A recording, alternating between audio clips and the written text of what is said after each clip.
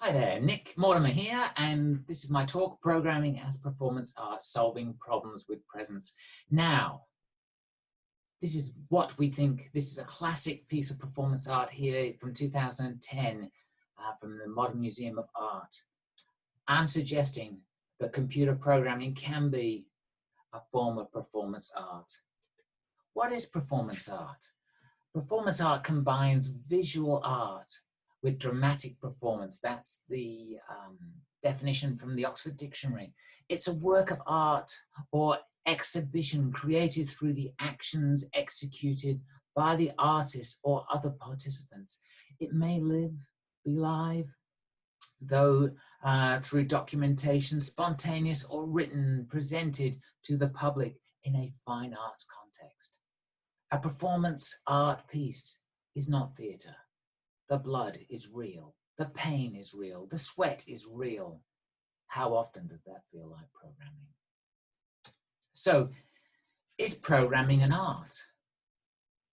Recognizing the creative aspect makes programming more than just meeting functionality.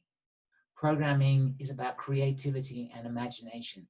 Every art is a form of converting imagination into reality. Donald Knuth, the famous computer science and author of The Art of Computer Programming, said in 1974, when we prepare a program, it can be like composing poetry or music. So my programming journey began in 1975. I was 9 years old, and I saw the docking in space between Apollo and Soyuz. At the height of the Cold War, I wrote this piece. Well, it's kind of hard to read because I was really bad at spelling and reading and writing. In fact, my problem was I was so creative, I could spell a word a different way every time I wrote it. The teachers didn't like that. So I discovered in 1977 computer games and programming.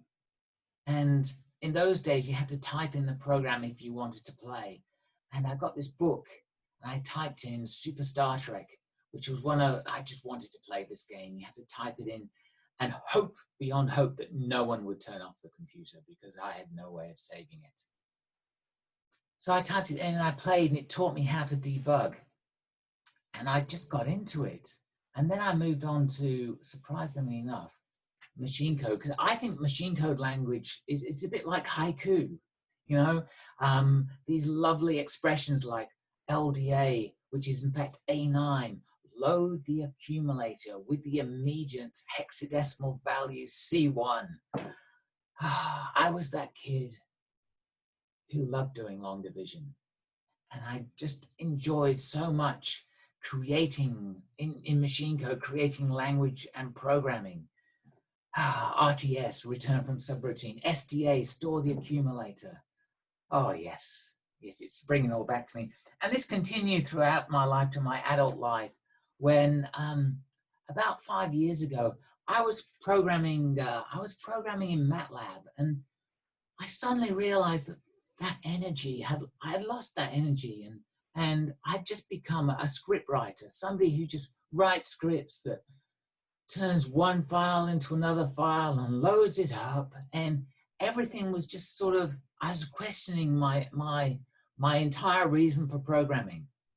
And just looking the other day, well, I decided to make a switch and move away from MATLAB. And here's my ranking in MATLAB. I looked at it the other day. I'm 4,721 out of 15,000 people on the MATLAB file exchange, and that's with 2 contributions.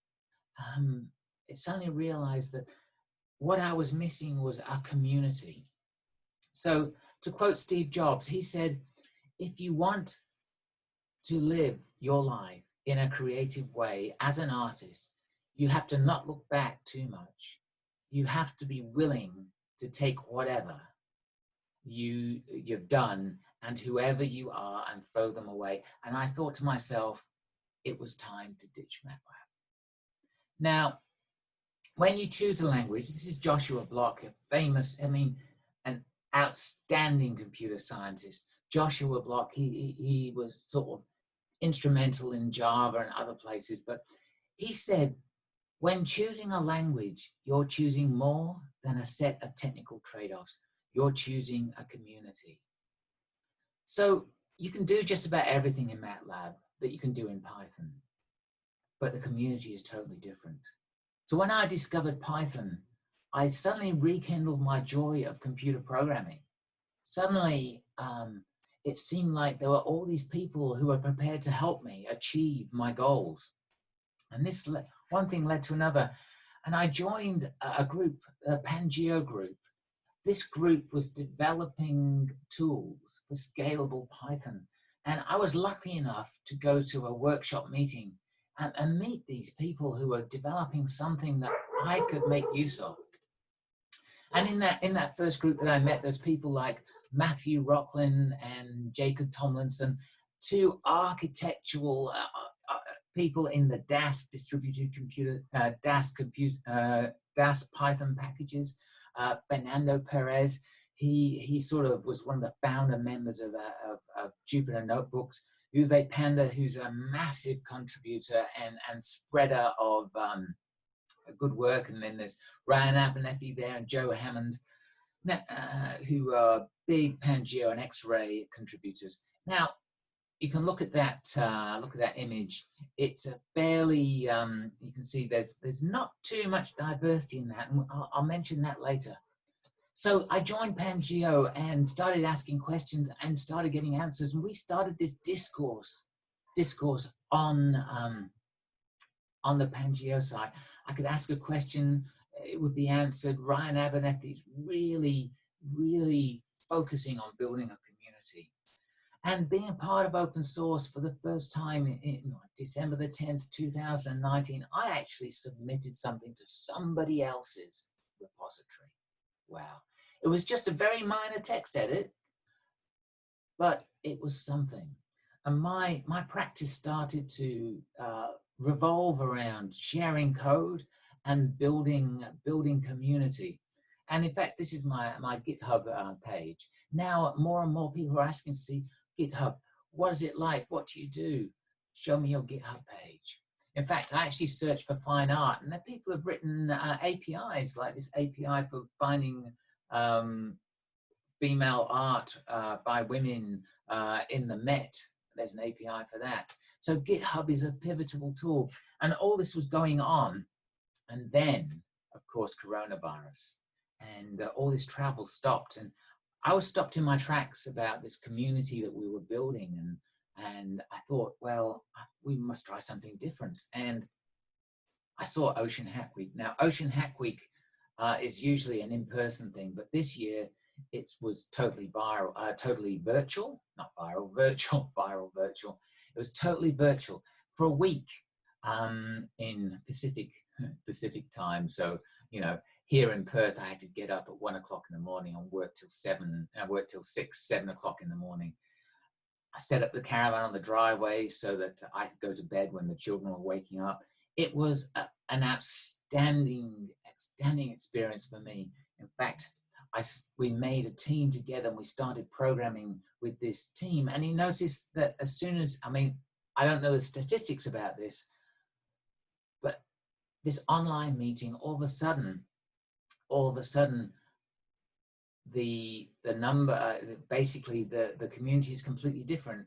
I have colleagues who I'm working with who are very diverse, and the majority of them are female, which is, for me, this is the first time I've ever worked as part of a team which is a majority female team, which I find really exciting. So in the future, I'm making more use of live coding, sharing coding together. You have to be real. You have to show your work in progress. It's unrehearsed. It's raw. It's dynamic. They see your bad typing, the joy of code running for the first time.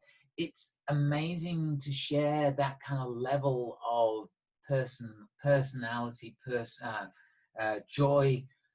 It's quite confronting, but I think it helps us understand each other much better. So I'll leave you with this thought from Marina Abramovic. And she said, the hardest thing to do is something that is close to nothing. And that is often the hardest thing in coding too, to do something, to build a community rather than code, using passion, the passion of others, building on a group effort, rather than writing your own code. Now, success to me is how few lines of code I wrote and how beautiful they are. Thank you.